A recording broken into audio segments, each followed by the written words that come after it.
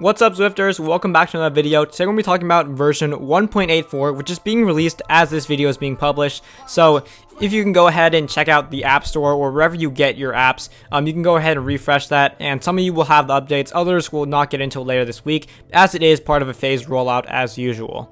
Now, version 1.84, I decided to make a video on it because there's actually some substantial new features in this compared to the versions 1.82 and 1.83, where everything was pretty boring and there weren't that many improvements, or in general, just bug fixes. Everything was just pretty boring. It was just a list of bug fixes, and I didn't really want to make a video about something that boring.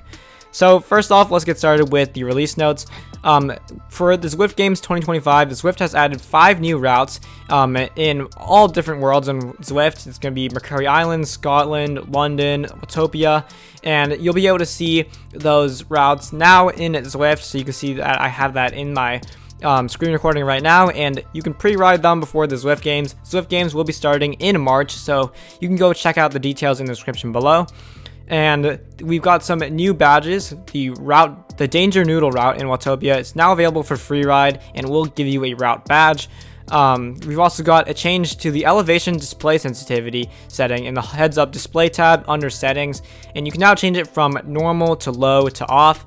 And some of you have noticed that it gets pretty cluttered at times with the elevation display that has recently been added with the updated heads up display. So you can go ahead and turn that off if you are someone who doesn't like that crowding up the screen, or you can just turn the sensitivity down so it'll only show up on major climbs if you turn it to low.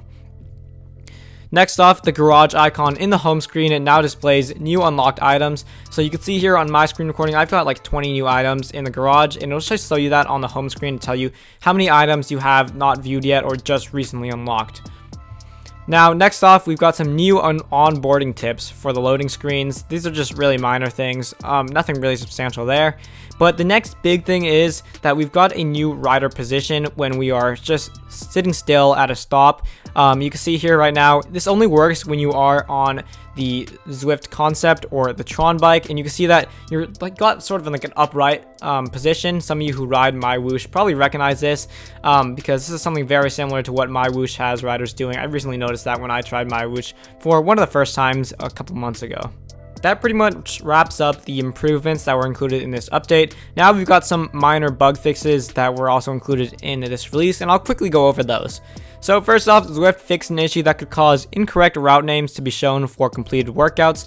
They've also fixed an issue that could cause the Zwift concept frame to appear black instead of white when selecting the Zwift Ride color scheme.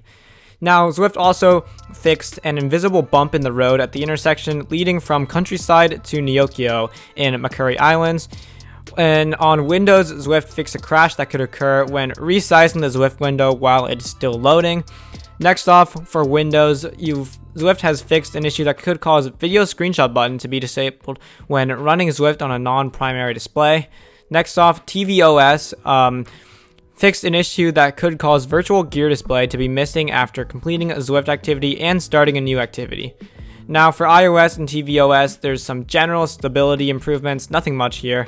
And Android, we've got some performance improvements and faster load times. Nice to see these optimizations. In the last update, we saw improved graphics for Android and Mac users, which was great to see, and it's always good to see Zwift improving things on the graphics end of things. That pretty much wraps up what I have to say in this video. If you have any video recommendations or things you'd like to see me do in the future, please let me know in the comment section below. And with that, thank you all for watching, happy Zwifting, and ride on.